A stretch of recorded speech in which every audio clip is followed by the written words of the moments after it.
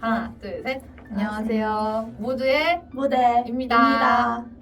자, 오늘은 대학로 최장수 소극장 뮤지컬의 대표주자라고 할 수 있는 사회찬미에 대해서 간단히 얘기를 해볼 건데 네. 사회찬미를 처음 보고 혼란스러웠다는 분이 댓글을 달아주셔가지고 네. 저희가 짧은 식견으로 사회찬미에 대해서 간단히 분석해보는 얘기를 한번. 근데 우리 이런 식으로 안 하려고 했었는데 맞아. 우리 조금 더 자연스럽게 부탁드려. 다시 그냥 우리끼리 대화하는 거야. 높임말 쓰지 말고. 네.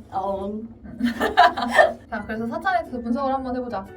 너무 자기적이야. 어쨌든 사회찬미는 2013년부터 공연을 했고 10년 됐고, 그래서 2023년에 원래 10주년을 챙겼어야 되는데 22년에 챙겼나? 막 그래가지고 10주년을 빙자한 9주년 그걸 보러 갔었는데 나는 2017년에 처음 봤고 이번에 오는 캐스시 그때랑 거의 비슷해. 그때도 지금 사찬을 처음 보러 가는 사람들이랑 비슷한 마인드로 보러 갔었어. 도대체 뭐길래 이렇게 유명하냐? 왜 이 뮤지컬이 왜 친구들이 막 연뮤덕 전공 필수라고 왜 얘기를 하는지가 궁금해서 보러 갔었는데 보고 나서도 난 이해가 안 됐어. 이게 왜 전공 필수인지. 왜냐면 대중적인 느낌이 안 들고 우리가 흔히 생각하는 스테디셀러의 뮤지컬이면 여보셔 같은 그런 뮤지컬이잖아. 조금 친절하고 계속 재미있고 누구나 공감할 수 있는 이제 그런 내용의 뮤지컬을 많이 본다고 생각하는데 사회찬미는 정말 많은 사람들이 보고 계속 올라온 뮤지컬이고 계속 인기가 많은 작품인 것 치고는 너무 어둡고 막 무대에 뵈는 게 하나도 없어. 무대가 계속 어두침침하고 맞아. 내용도 막 계속 어두워. 그 중간에 뭐 잠깐 그 도쿄창가 부를 때 말고는 웃을 수 있는 구간이 없어. 계속 초긴장 상태에서 막 봐야 되잖아. 그런데다가 무대에 있는 인물들도 막 다 계속 울고 불고 막 소리 지르고 총 쏘고 막. 그리고 내용도 되게 불친절하다고 그때는 생각했어. 도대체 사내는 뭐 하는 놈이며 얘네는 왜 이런 선택을 하는 것이며 무대도 막 삐딱하니 생겨가지고 맞아. 마음이 계속 맞아, 불편하잖아. 무대가 안정감이 안 들고.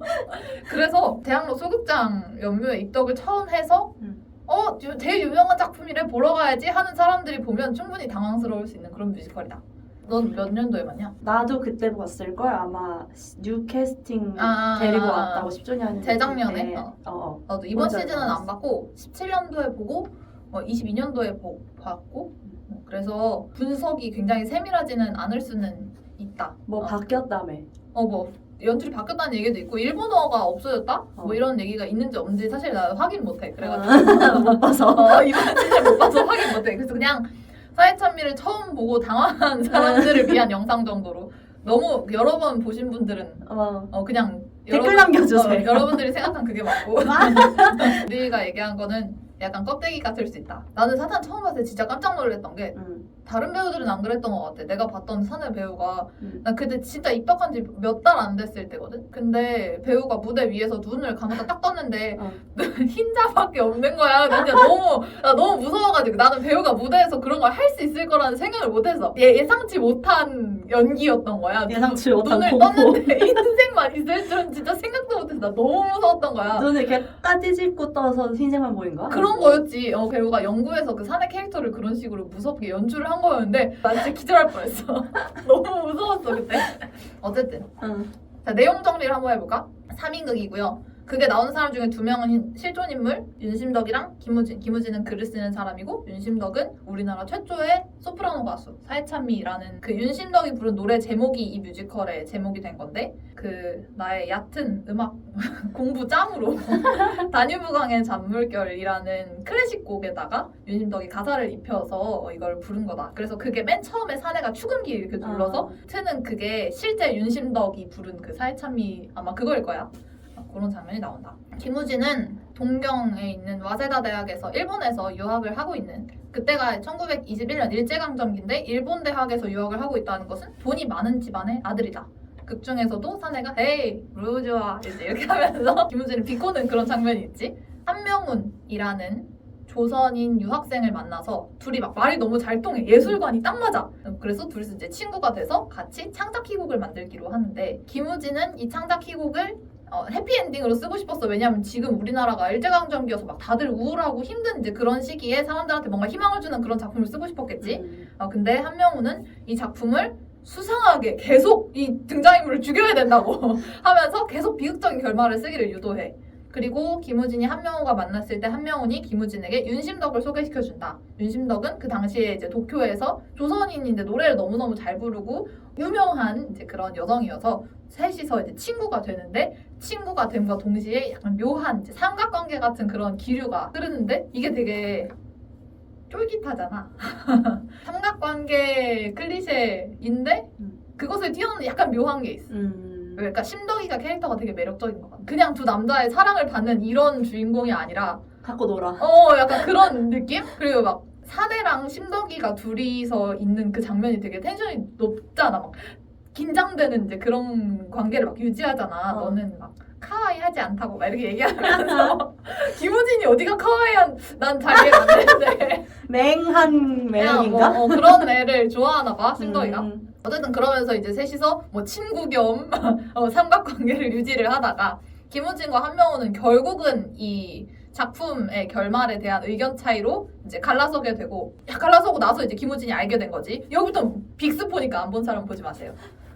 한명훈이라는 애는 사실 없었어. 그러니까 사내가 쓴 가명인 거야. 이 대학에 한명훈이라는 애는 없었어. 그리고 사내는 어떤 캐릭터냐면 극 중에 이제 비춰지기로는 지금 했던 것처럼 김우진이랑 윤심덕 같은 이제 사람들을 물색해서 걔네를 연인으로 만들고 얘네들을 막 파국으로 몰고 가서 결국은 죽음에 이르게 하는 뭔가 그런 취미가 있는 놈이었어.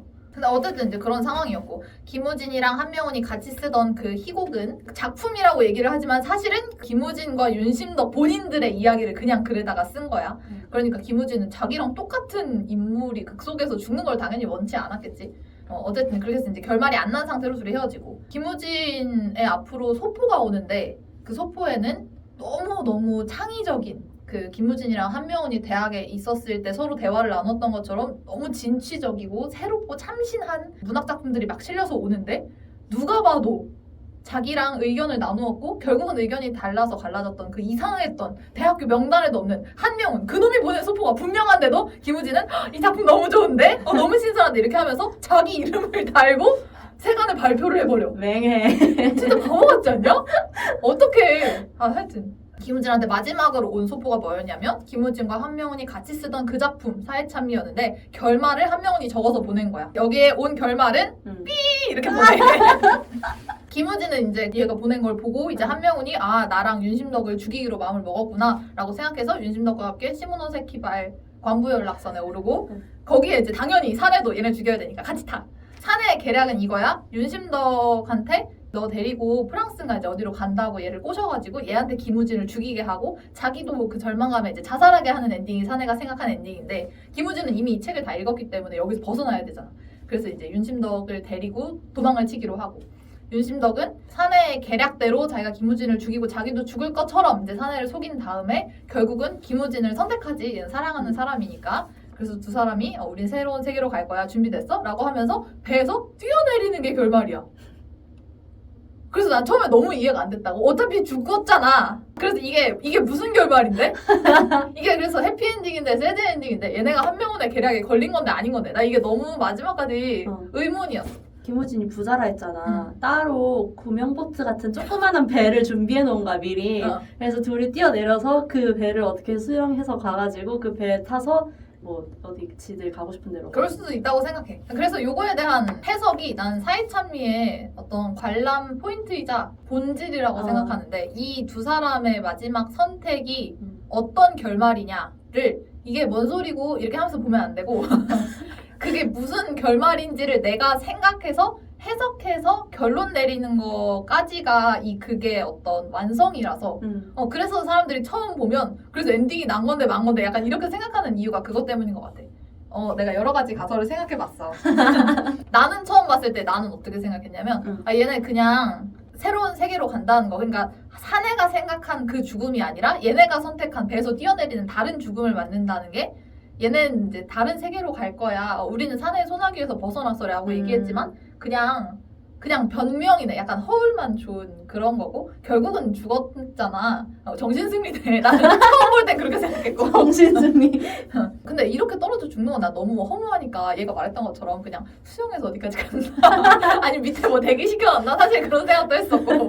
안 그러면 이거 너무 슬프잖아. 그래. 너무 우울하잖아. 맞아. 근데 우울한 게 맞긴 해. 원래 제목이 글루미데이였다니까. 아 그리고 이거는 내가 생각한 결말은 아니고 그때 나한테 사이찬미를 영업한 애였는데 걔는 사내 배우를 되게 좋아했어. 그래가지고 사내랑 심덕이가 이어지길 바라는 애였어가지고 심덕이가 김우진이랑 같이 뛰어내렸다가 사내가 심덕이만 데리고 둘이 프랑스에 갔다라고 얘기를 했어. 근데 내가 봤을 땐 그거 아닌 것 같은데 하여튼 이렇게 생각해도 재밌을 것 같고. 그리고 조금 더 작품 외적으로 크게 해석을 하면 이제 사내라는 존재가 뭐 인간인지 아닌지 이런 것도 이제 사람마다 해석이 다 갈리잖아. 그것도 그냥 보는 사람이 생각하는 게 맞거든요.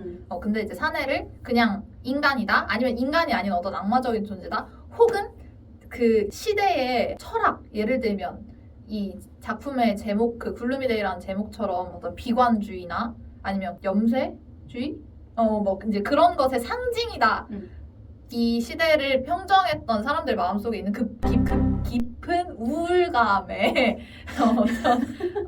그걸 이제 사람으로 만들어낸 거다 인물로 이렇게 생각을 한다면 아 이 당시가 정말 우울했고 사람들이 너무 힘들었고 자유를 찾아가기 힘들었고 그래서 이제 이런 우울을 벗어나는 방법 사내로 대표되는 어떤 이제 이런 걸 벗어나기 위한 방법은 죽음밖에 없구나 결국은 혹은 얘네가 새로운 선택을 하면서 그 시대의 어떤 우울함과 어두움에서 벗어났구나라고 생각하는 그런 해석도 있을 수 있고 그래서 이 중에서 뭐 어떤 것이든 사람들이 생각하는 다른 걸로 그냥 해석해서 보면 그게 정답인 작품이라서 재미가 있는 것 같아요.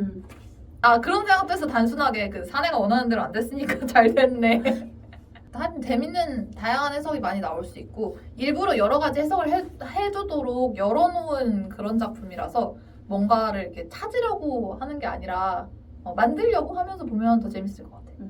왜 이렇게 사찬이 인기가 많은지를 한번 그냥 내 나름대로 생각해봤어. 첫 번째는 일단 넘버가 진짜 좋다. 항상 라이브기도 하고 그래서 이런 넘버들이 유명해지고 재미있고 너무 넘버가 좋아서 이제 그 힘이 큰 것 같고 일단 왜냐면 무대가 계속 어두침침해. 그래서 그 어떤 막 도파민을 읽을 수 있는 것이 노래밖에 없어. 청각을 자극하는. 잘 안 보이거든. 그리고 이제 두 번째는 내가 좋아하는 배우들이 무대에서 막 치명적이고 퇴폐적인 연기, 막 사내나 심덕이 같은 그런 매력적인 캐릭터 아니면 이제 우진이 같이 막 울고 막 기고 막 쌈 싫어 이렇게 하는 막 그런 연기를 보는 것도 되게 재밌다. 막 배우들이 막 자기 감정을 막 토해내면서 연기하는 내가 좋아하는 배우가 나온다면 그 배우의 매력을 많이 찾을 수 있는 그런 캐릭터들이 나오는 극이라서 사람들이 또 좋아하는 것 같고 그리고 세 번째는 이게 이제 3인극인데 3인극에서 이 세 명의 관계를 삼각형을 다 잘 만든 것 같아.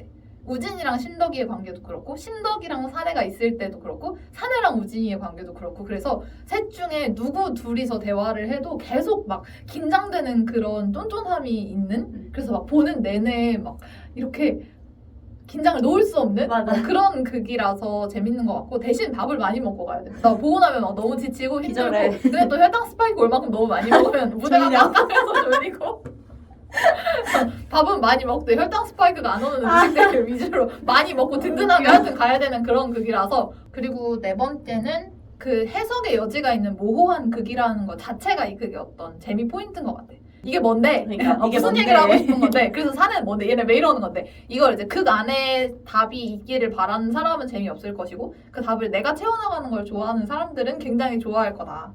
예를 들면 이런 것들을 고민할 수 있지. 아까 나왔던 것처럼 사내는 어떤 존재인가? 사내가 나쁜 사람인가? 아니면 막 악마나 귀신 같은 그런 존재인가? 아니면 그 밖에 어떤 철학적인 무언가를 상징하는 예를 들면 아까 말했던 염세주의를 상징하는 어떤 인물인가? 이런 것들을 생각하면서 보면 재밌을 것 같고 그리고 이제 엔딩에 대한 것도 다르지. 신덕이랑 우진이는 그렇게 원하던 자유를 찾은 것인가? 이런 거 고민해 볼 수도 있겠고 그리고 나는 이게 되게 재밌었어. 그 우진이가 연뮤를 대표하는 내가 봤을 때 넘버원 팬급 개똥차거든. 일단 신덕이가 첫 번째 여자친구가 아니야. 그 고국에는 아내와 자식이 있고 일본에는 애인이 있고 신덕이가 지금 서드란 말이야. 그런데다가 누가 쓴지 모르는 작품이 나한테 왔는데 그걸 내 이름 붙여서 발표를 한 뭐 그런 캐릭터인데 이 우진이의 당위성은 무엇인가? 얘는 왜 이런 행동을 하고 우리는 그 우진이라는 캐릭터를 이해할 수 있는가? 혹은 심덕이 입장에 우진이를 사랑하는 심덕이 입장에 공감할 수 있는가? 우진이의 매력은 도대체 뭔가? 진짜 우리가 모르는 카와이함이 있는 게 분명해. 이런 것들을 고민하고 생각하면서 보고 내 안에서의 어떤 이야기를 새롭게 만들어내고 이런 게 매력 있는 극이라고 난 생각합니다. 그리고 그 배우들마다 각자 자기가 맡은 캐릭터 해석이 다 다르잖아.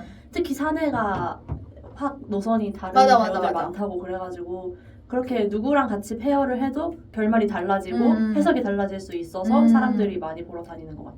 맞아. 그 사내들 중에서도 막 어떤 사내는 총 맞고 사람이 총 맞은 것처럼 막 너무 아파 막 이렇게 하는 사내도 있고 총 맞자마자 그냥 이렇게 저벅저벅 걸어가는 사내도 있고 그리고 어떤 사내랑 붙느냐에 따라서 우진이랑 심덕이가 이기는 것 같은 날도 있고 사내에 정말 소나기에서 놀아나는 것 같은 그런 날도 있고 그런 게 진짜 재미가 있는 것 같아. 그거 있잖아. 그거 차찬이 유독 참사가 많이 일어난다고 했잖아. 맞아. 참사의 참이라고. 맞아. 그래서 그런 게 당첨되는 날이 있을 수도 있어서 나도 보러 갔을 때 당첨됐었단 말이야.